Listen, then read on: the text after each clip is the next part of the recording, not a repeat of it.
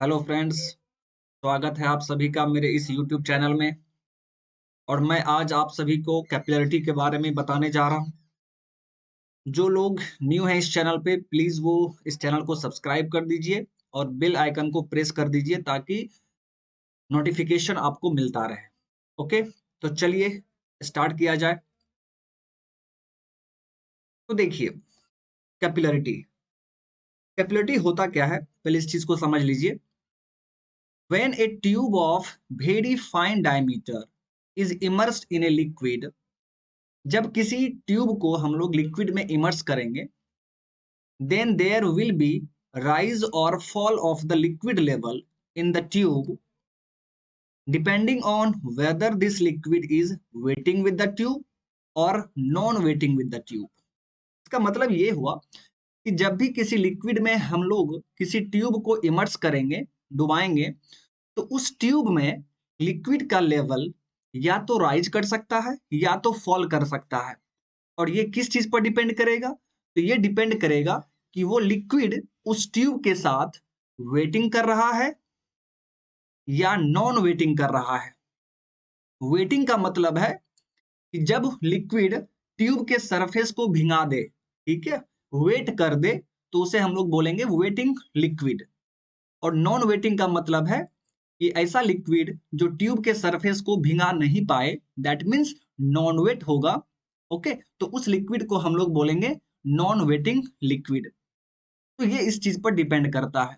तो सिंपल सा मतलब ये है कि यदि लिक्विड ट्यूब के सरफेस के साथ वेटिंग कर रहा होगा, तो उस ट्यूब में लिक्विड का लेवल राइज हो जाएगा, जिसे हम लोग कैपिलरी राइज कहते हैं। और यदि लिक्विड ट्यूब के सरफेस के साथ नॉन वेटिंग कर रहा होगा, तो ट्यूब में लिक्विड का लेवल फॉल हो जाएगा। और जिस हाइट से लिक्विड का लेवल फॉल होगा उसे हम लोग कैपिलरी फॉल कहेंगे या कैपिलरी डिप्रेशन कहेंगे। ओके, और इस ट्यूब को कैपिलरी ट्यूब कहा जाता है और इस पूरे फेनोमेनन को कैपिलरिटी कहा जाता है। ओके, चलिए, तो ये तो समझ में आ गया। अब यहां पर हम लोग थोड़ा सा देख लेते हैं कि वेटिंग लिक्विड का मतलब क्या है एंड नॉन वेटिंग लिक्विड का क्या मतलब है। Waiting liquid and non waiting liquid, चलिए इस चीज को समझ लेते हैं थोड़ा सा। नॉन वेटिंग लिक्विड, तो देखिए my dear friend, wetting liquid का मतलब है कि जहां पर एडहेशन ज्यादा हो जाए। एडहेशन, जिस लिक्विड के केस में कोहेशन से ज्यादा हो जाए, तो वो लिक्विड वेट करेगा सरफेस को। ठीक है, मैंने आपको प्रीवियस वीडियो में कोहेसिव फोर्स के बारे में बताया था। तो अब एडहेसिव फोर्स देख लीजिए। एडहेसिव फोर्स क्या होता है? Adhesive force, this is the force of attraction between the dissimilar molecules। Force of attraction between dissimilar molecules।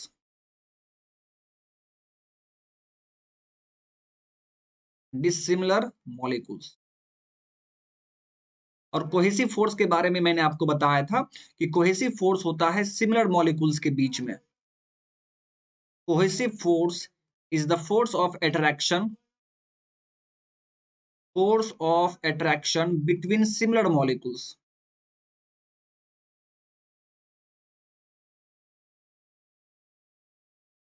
Similar molecules, चलिए इस चीज को समझ लीजिए। मान लीजिए वाटर, फॉर एग्जाम्पल हम लोग वाटर लेते हैं।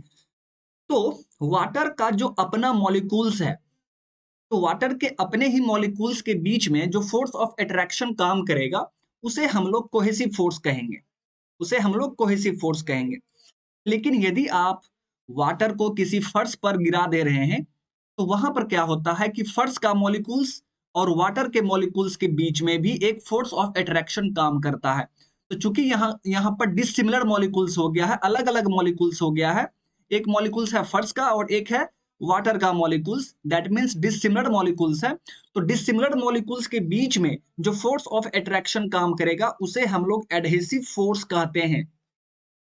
तो आप अब आप खुद सोचिए कि यदि एडहेसिव फोर्स ज्यादा होगा कोहेसिव फोर्स से, यानी डिसिमिलर मॉलिक्यूल्स के बीच में जो फोर्स ऑफ अट्रैक्शन होगा, यदि वो ज्यादा होगा उसके सिमिलर मॉलिक्यूल्स के फोर्स ऑफ अट्रैक्शन से, तभी वो लिक्विड सरफेस को वेट कर पाएगा। ठीक है, तभी उस लिक्विड को हम लोग वेटिंग लिक्विड कहेंगे। ओके, तो इसीलिए मैंने यहां पर लिख दिया है कि वेटिंग लिक्विड के लिए जो फर्स्ट कंडीशन है वो adhesion should be more than cohesion. Adhesive force वहां पर ज्यादा होना चाहिए as compare to cohesive force, तब जाके वो लिक्विड क्या करेगा, सरफेस को भिंगा देगा। और इसका सबसे परफेक्ट एग्जांपल क्या है वेटिंग लिक्विड का, तो वाटर। सेम इसी तरीके से नॉन वेटिंग लिक्विड के केस में आप क्या कहेंगे, ऐसा लिक्विड जो सरफेस को भिंगा नहीं पाए, ठीक है, तो उसे हम लोग नॉन वेटिंग लिक्विड कहते हैं। और इसके लिए कंडीशन क्या हो जाएगा कि इसका मतलब है कि कोहेशन उस लिक्विड के केस में एडहेशन से काफी ज्यादा है,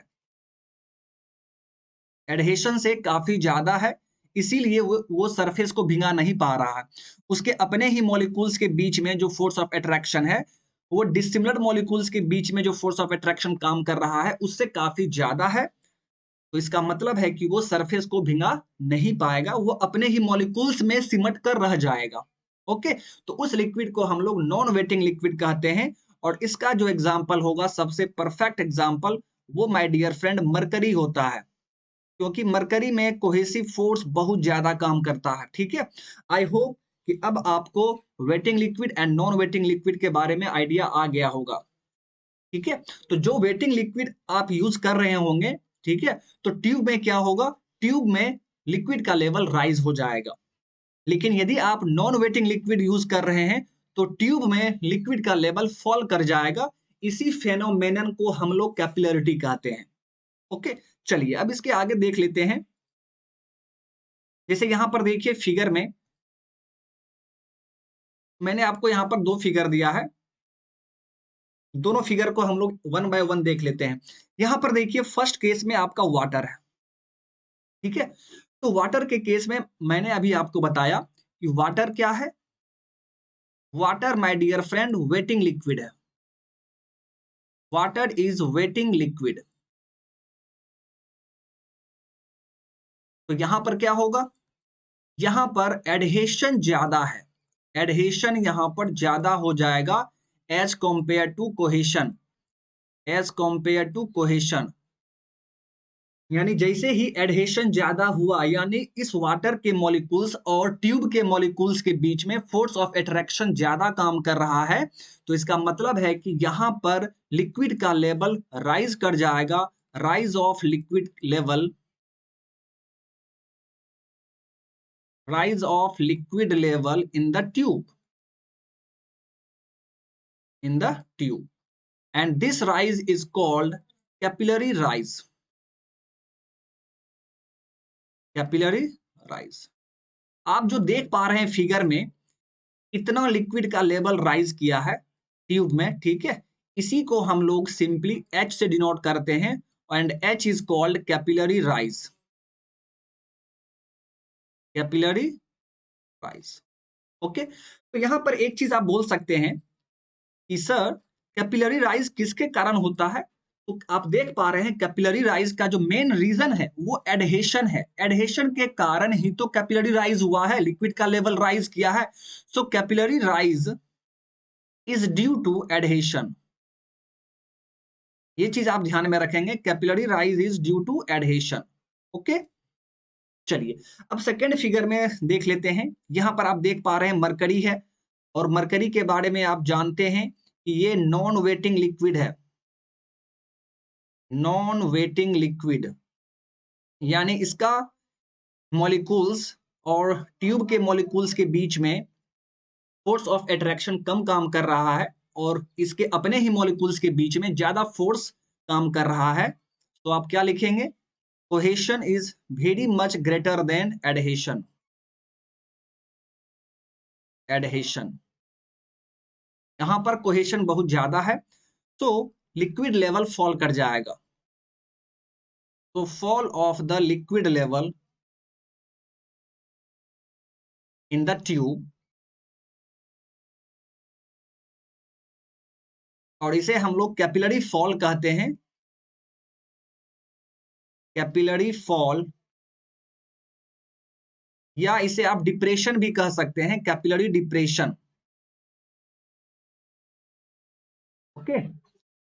और यहां पर फिगर में देखिए, फिगर में भी आप देख पा रहे हैं कि मरकरी आप यूज कर रहे हैं, और वहां पर जैसे ही आपने ट्यूब को इमर्स किया, जैसे ही आपने ट्यूब को इमर्स किया, तो आप क्या देख पा रहे हैं कि ट्यूब में मरकरी का लेवल फॉल कर गया। कितना फॉल कर गया, देखिए इतना फॉल कर गया माय डियर फ्रेंड। ठीक है, यानी इसे भी आप H से ही डिनोट करेंगे, बट इसका नाम क्या हो जाएगा, इसका नाम हो जाएगा कैपिलरी फॉल या कैपिलरी डिप्रेशन। तो यहां पर सबसे इंपॉर्टेंट चीज यह है कि कैपिलरी फॉल किसके कारण होता है, इज ड्यू टू, आप खुद सोचिए कैपिलरी फॉल यहां पर क्यों हुआ है, क्योंकि यहां पर कोहेशन ज्यादा है, यानी capillary fall is due to cohesion. तो एक चीज आपको समझ में आ गया कि कैपिलरी राइज एडहेशन के कारण होता है एंड कैपिलरी फॉल कोहेशन के कारण होता है। एंड इस ओवरऑल फेनोमेनन को हम लोग क्या कहते हैं, कैपिलरिटी कहते हैं। तो आप बोल सकते हैं ना कि hence capillarity is due to both. अगर सिर्फ कैपिलरिटी के बारे में बोला जाए तो capillarity is due to both adhesion and cohesion. ध्यान में रखेंगे आप, both cohesion and adhesion.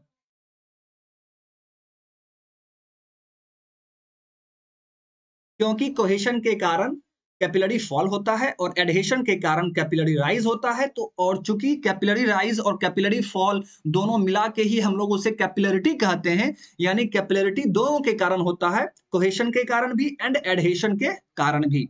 I hope कि कैपिलरिटी आपको अच्छे से समझ में आ गया हो। अब यहाँ पर एक और इंपॉर्टेंट चीज आपको देखना है, यहाँ पर आप जो देख पा रहे हैं, जो ट्यूब इस्तेमाल किया गया है इसे हम लोग बोलते हैं कैपिलरी ट्यूब, कैपिलरी ट्यूब। तो इसका लेंथ क्या होना चाहिए और इसका डायमीटर क्या होना चाहिए। ऐसा नहीं है कि आप कोई भी ट्यूब इस्तेमाल कर लेंगे और उसका कोई भी डायमीटर होगा तो वहां पर लिक्विड का लेवल राइज कर जाए, फॉल कर जाए। तो ऐसा हर एक ट्यूब के साथ नहीं होगा। तो मैं यहां पर लिख दे रहा हूं, the length of tube, the length of tube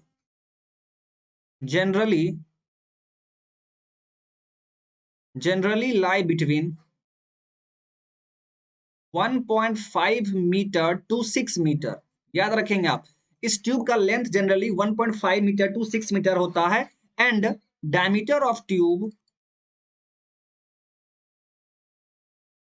diameter of tube is generally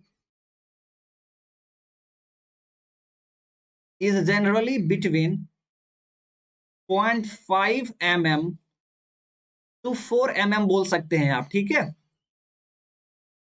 कहीं कहीं पर 5 mm भी लिया जाता है, तो आपको कंफ्यूज नहीं होना है। लेकिन हाँ, 6 mm से कम होना चाहिए, ये चीज आपको ध्यान में रखना है कि 6 mm से कम होना चाहिए डायमीटर, लेस देन 6 mm, तभी वहां पर कैपिलरी राइज होगा या कैपिलरी फॉल होगा। यदि आप 6 mm डायमीटर से ज्यादा का ट्यूब इस्तेमाल कर रहे हैं तो वहां पर कैपिलरी राइज या कैपिलरी फॉल नहीं होगा। तो कैपिलरी राइज यानी कैपिलरिटी फेनोमेनन के लिए जो हम लोग कैपिलरी ट्यूब का इस्तेमाल करेंगे उसका डायमीटर 6 mm से नीचे होना चाहिए माय डियर फ्रेंड।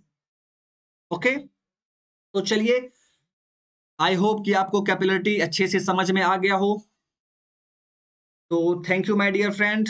ठीक है, फिर हम लोग नेक्स्ट वीडियो में नेक्स्ट टॉपिक देखेंगे। ओके, तो चलिए, थैंक यू, बाय बाय।